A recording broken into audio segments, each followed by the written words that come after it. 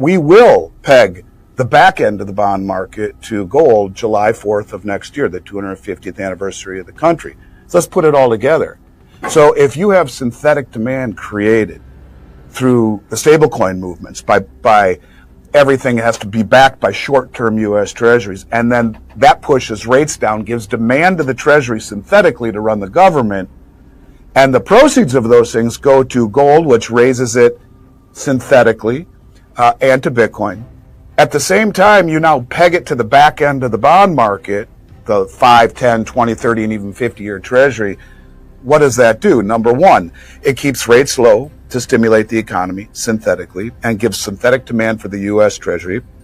It takes all of that extra money and puts it towards gold and Bitcoin, devaluing the dollar, giving us the ability to slowly pay down our debt using Bitcoin. But now if you take gold and back it to the Treasury market on the back end, you have zero upfront borrowing costs. Look at it a different way, Jesse. I mean, I think what they're trying to do, if I'm going to guess, is to reshore manufacturing. And the only way you do that is to massively devalue the dollar. Look at Triffin's dilemma, which says as the world reserve currency, you will always be have a net deficit in global trade because your major export's going to be dollars. The world needs more dollars than we can provide through trade alone.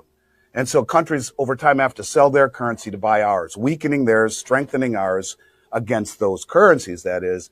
And so over time, manufacturing flows to where it can be produced the cheapest.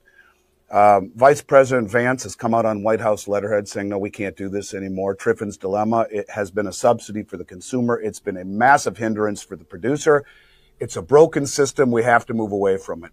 Even the knucklehead that was Jared Bernstein, a true knucklehead, if anyone remembers him trying to explain how treasuries were created, he was the White House lead economic advisor under the previous administration. He did write a report called Dethrone King Dollar, where he says the same thing. Being the reserve currency is now a hindrance rather than a benefit. Now, if you are trying to bring back manufacturing, you have to have a weaker dollar. How do you get a weaker dollar?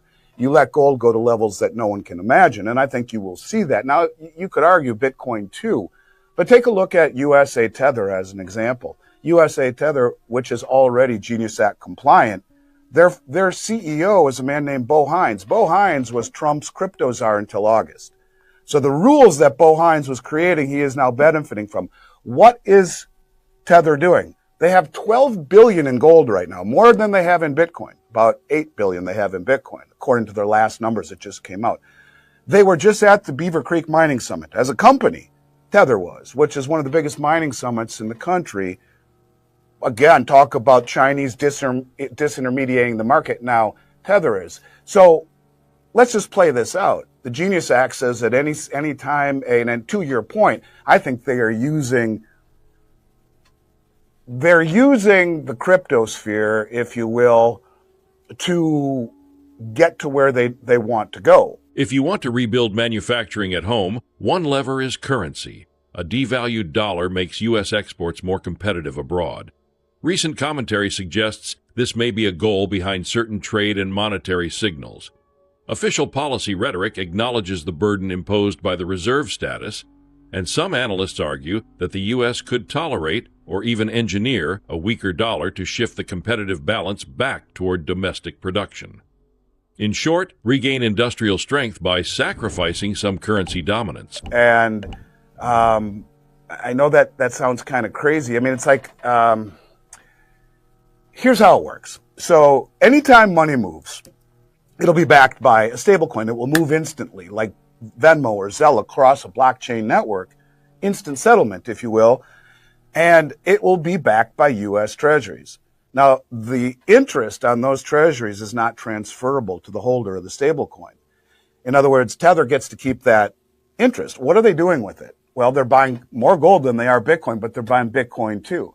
Now, if you realize that Bo Hines is in this and kind of an advisor, what if they've worked out a deal with some of these stablecoin holders? Say, here's what you're going to do. Anytime a dollar moves across the globe, you're going to back it with U.S. treasuries to lower the rates synthetically, not organically. You're going to do that. And then you're going to take the proceeds and you're going to buy Bitcoin to someday maybe pay down the debt. And you're going to buy gold, not to let gold go much higher just for the hell of it, but because rising gold devalues the dollar, right? And makes exports more attractive. Now, you mentioned backing U.S. Treasuries. I mean, we had Michelle McCory, who runs part of my YouTube channel, had Judy Shelton on again. I had her on 6 months ago, but she said the same thing to Michelle, that in no uncertain terms she believes, according to what Trump told her, that we will peg the back end of the bond market to gold July 4th of next year, the 250th anniversary of the country. So let's put it all together. So if you have synthetic demand created through the stablecoin movements, by everything has to be backed by short-term U.S. Treasuries, and then that pushes rates down, gives demand to the Treasury synthetically to run the government, and the proceeds of those things go to gold, which raises it synthetically, and to Bitcoin. At the same time, you now peg it to the back end of the bond market, the 5, 10, 20, 30, and even 50-year Treasury. What does that do? Number one, it keeps rates low to stimulate the economy synthetically and gives synthetic demand for the U.S. Treasury. It takes all of that extra money and puts it towards gold and Bitcoin, devaluing the dollar, giving us the ability to slowly pay down our debt using Bitcoin. But now if you take gold and back it to the Treasury market on the back end, you have zero upfront borrowing costs. Global reserve portfolios are shifting. Central banks increasingly anticipate that the share of gold in their holdings will rise, while the dollar's share is expected to fall. At the same time, rising gold purchases by emerging market banks and diversifying reserve strategies illustrate growing hedging against dollar weakness. That makes gold not just a safe haven asset, but a strategic one under a rethink of the currency reserves architecture. You bring back your manufacturing at zero upfront borrowing costs. Yes, you have to pay it in gold in 20 or 30 years. Okay, fine. But the upfront borrowing costs are pretty much mitigated to zero. Bringing back your manufacturing, reshoring it, making all the new facilities that you need to make at zero upfront borrowing, and selling your goods into a massively devalued dollar. In other words, what I believe they are doing, look at all the crumbs, they're giving up on the reserve status in order to support the bond market. And by doing so, they would actually have a fighting chance, perhaps, to grow our way out of a problem. So I do believe that you will see. Now, people talk about, will gold be revalued? Look, that's not conspiracy anymore. It is actually in the Genius Act and says in 2026, they will revalue gold. Now, they could market to market, or maybe they go much higher. James Rickards is saying 24,000. He gets there by dividing the money supply into gold. Not sure exactly how he gets that calculation. It was a while ago when I listened to what he was saying. But the point of it is, you put gold at that level, it benefits every central bank on the planet, but it massively devalues the dollar. That's the point. The dollar in relation to gold would fall tremendously. And that alone would give us the ability to start selling our product to the rest of the world at a devalued dollar, giving up on the reserve status in order to reshore manufacturing, in order to have the ability to grow our way out. We are at a point in time, Jesse, where 60% of this country has a literacy rate below a sixth grade level. 60% can't read past the sixth grade level and have no college education. AI is already kneecapping entry-level jobs, and they predict in 3 or 4 years, half of those entry-level jobs will be affected by AI. So if you don't make anything, and AI is changing the dynamics of the world, and your population is less educated than ever, yeah, you got some problems. So I do think if there is any nobility in what he is trying to do, if I'm right, it is to bring back manufacturing. And the only way to do that would be to revalue gold, to devalue the dollar, give up on the reserve status, as Triffin's dilemma cites. And besides, all these countries around the world, they want to trade in their own currencies. They want to determine their own fate. They want the strength or weakness of their currency to mean something, settling imbalances in gold. And I think we're coming around full circle to gold always being the center of the monetary system. In the BRICS nations, it will be a vehicle to settle trade and currency imbalances. Here, I think it's going to back the treasury market. To retain demand for the treasury market at the same time, they are loosening their desire or relinquishing their desire to maintain world reserve status. So we'll see. That's my thesis, and I've been saying it for a long time, and I believe it. We'll see how it plays out, because if we don't, our next generation and the one after that is in massive trouble, because you don't live in the AI sphere or on Wall Street. Where are you going to make the money? And I think that's something people need to think about for a moment. And I do think he's trying to bring back manufacturing. This would be the only way to do it. Beyond traditional currency and gold, digital assets and stable coins are reshaping payments and reserves. Some of the largest flows into blockchain-linked monetary systems are backed by short-term treasuries. The proposition: money moves seamlessly globally, settlement occurs instantly, and the proceeds are deployed into gold or digital assets that erode dollar value. This synthetic demand for treasuries enables ultra-low borrowing cost and ultimately helps devalue the dollar while enabling new monetary plumbing. I would like to just simply say that I think, this isn't even a broken system. I think we're witnessing its end. And because all the government debt is exploding and the deficits are out of control, and to your point, leaders refuse to or just are unable to fix the fundamentals and all the partisan fighting, I hope the Democrats realize that foreign nations no longer trust the United States dollar, and fearing inflation, to your point, sanctions, or default. I think at the same time, when you talk about here at home, Americans are being crushed by rising prices and falling real wages, but yet we're told everything is fine as Wall Street soars, but Main Street struggles. It's like a K-shaped economy where, the rich are getting richer because they have assets, and the poor are getting poorer because they don't. And I don't know, I just think that when you realize that with constant de-dollarization and the BRICS Plus and the global trade shifting to local currencies, to your point, look, the world is preparing for a post-dollar era, and I think this system is on borrowed time, and that while the new one's being built, I hope that this goes beyond partisan, because if we don't, and we slide down to that, that socialist type of agenda, we're in big trouble. This country's over, at least the way that all of us remember it. So it is a valid point. And there is no about being American anymore. It's either left or right, red or blue. And that divisiveness is something that has always concerned me. Valid point. Don't know the answer. Let's just hope that someone let's just hope that people realize that this is a very pivotal point. And if we go down that direction at a time when we're not manufacturing anything and our debt is out of control, the last $1 trillion was accumulated in 71 days.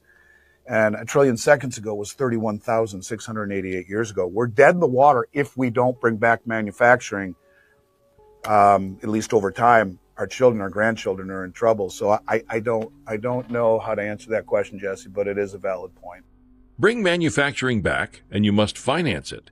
By linking production to cheaper borrowing via synthetic demand for treasuries and a devalued dollar, you can reshore industries at low upfront cost. The long-term cost may be denominated in gold or digital assets, but the near-term benefit is revived manufacturing and jobs. With U.S. government debt accelerating and deficits mounting, some strategists view this as a necessary pivot in order to regain industrial self-reliance and escape the trap of debt-financed consumption. I mean, 100%. I think it's a very valid point. That it's like the Cantillon effect, right? And the Cantillon effect tells us that the inflation that we've seen fosters inequality and instability. It just simply means that those closest to the money benefit the most. They have assets, and the rich are getting richer and the poor are getting poorer. That's that K-shaped economy. And I think people need to really understand and think about socialism. My in-laws, came from Russia, and they talk about people don't understand what socialism truly is. They don't understand that it stifles and it kills the incentive to be creative, to outwork your competition, to produce better than someone else to be more competitive, make the product better and cheaper. That's what capitalism is. But the problem with it is you're right, is that we have created a system now where a lot of people, younger people, because of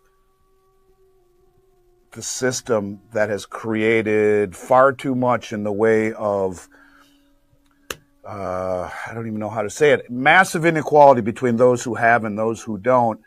You have a lot of people who have become disenchanted with their future or the prospect of having, like you say, a home. I guess it's like being opinionated but not really being informed. And I think be careful what you wish for. But yeah, I think there are a lot of people who feel that way. Look, we let 20 million people into the country. These people aren't going to have jobs. Who's going to pay for them? Where does the money come from? What does this all imply for ordinary people? With a weaker dollar, manufacturing returns, and new monetary regimes, entire segments of the population face disruption. Entry-level jobs replaced by AI, diminished literacy in sectors unprepared for automation, and widening inequality. Until domestic production and education systems adapt, the risk is a K-shaped economy. Asset-rich households thrive, while others struggle.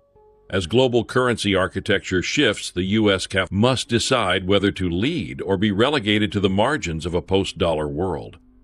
When you look at AI killing entry-level jobs, when you look at the majority of the people in this country not being able to afford a home, and now interest rates on 30-year mortgages at 6 or 7%, not the 3% they were at before, it's a very valid point, and it's a scary, scary realization that you have more and more people. I mean, this is in essence the Cloward-Piven theory that I've talked about before, where in essence you're creating a serfdom of people who will never vote Republican again because they need the constant handouts. They need that socialistic kind of system. But that's not what made this country great. In fact, that's what will bring this country to its knees faster, because we're broke. We're broke and we're insolvent. We have $38 trillion in debt, but that excludes Medicare, Medicaid, Social Security, government, military pensions. We're almost $200 trillion in debt. So, it sounds fancy that government can come in and fix everything. But the truth of it is, not at this stage of the game. The government's broke and can hardly even keep its lights on, let alone the largest line item on the balance sheet is interest on the debt, more than military. And the Congressional Budget Office, which is bipartisan, said by 2031, 100% of all of the tax revenue would go just to pay the interest on the debt and mandatory entitlements like Medicare and Medicaid and Social Security. And it's kind of interesting too, Jesse, like we're being told the whole reason the government has been shut down is something to do with tax credits on the Obamacare. And they show how all of the uninsured people has gone way down. Yet you need tax credits to make Obamacare work. How the hell does that work? If it's so affordable, an average family of four, the cost is about 30 grand right now for insurance. And so, you get to a point where they say all the uninsured has gone way down by like 20 some million people. I don't know, even more. But look at the increase in Medicaid. It's past that number plus another 6 or 7 million.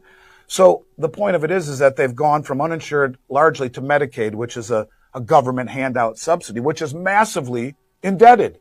And so you can't continue to spend money that you don't have, especially when you're trying to find demand for your U.S. Treasury market, where the rest of the world say, well, how are you going to pay your debt? Why would we buy your treasuries? You're massively indebted.